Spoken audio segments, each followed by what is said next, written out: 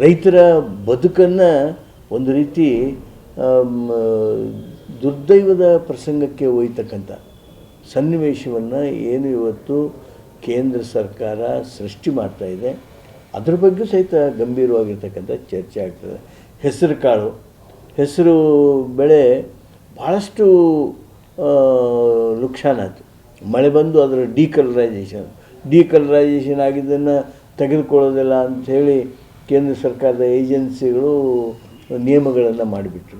ಆ ನಿಯಮಗಳ ಬದಲಾವಣೆಗೆ ಬರೆದಿದ್ದೇವೆ. ರೈತರ ನೈಜ ಕಷ್ಟವನ್ನು ಅರಿದೇ ಒಂದು ರೀತಿಯ ಅನಾರ್ಕಿ, ಒಂದು ರೀತಿಯ ಗೊಂದಲಮಯ ವಾತಾವರಣವನ್ನು ಸೃಷ್ಟಿಸುವಂಥ ಪ್ರಯತ್ನ ಏನು ನಡೆದಿದೆ ಅದರ ಬಗ್ಗೆ ಚರ್ಚಿಸಿ ಸೂಕ್ತವಾದ ನಿರ್ದೇಶನಗಳನ್ನು ಕೊಡುವಂಥ ಒಂದು ದೊಡ್ಡ ಜವಾಬ್ದಾರಿ ಈ ನಮ್ಮ ವಿಧಾನಮಂಡಲದ ಮೇಲೆ ಈ ಸಲ ಬೆಳಗಾವಿಯಲ್ಲಿದೆ. ಈ ನಿರುದ್ಯೋಗ,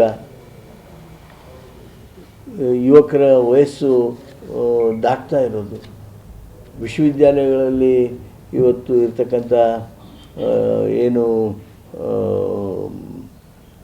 ವೇಕೆಂಟ್ ಪೊಸಿಷನ್ಸ್ ಇವೆ, ಖಾಲಿ ಇರತಕ್ಕಂಥ ಹುದ್ದೆಗಳು, ಶಾಲೆಗಳಲ್ಲಿರ್ತಕ್ಕಂಥ ಖಾಲಿ ಹುದ್ದೆಗಳೇನಿವೆ, ಇವುಗಳನ್ನು ತುಂಬೋದಕ್ಕೆ ಏನು ಅಡಚಣೆಗಳು ಬಂದಿವೆ, ಏನು ಮೀಸಲಾತಿ ಮುಖಾಂತರ ಇವತ್ತು ಈ ಒಂದು ಪ್ರಕ್ರಿಯೆ ಹಿಂದೇಟಾಗ್ತಾಯಿದೆ.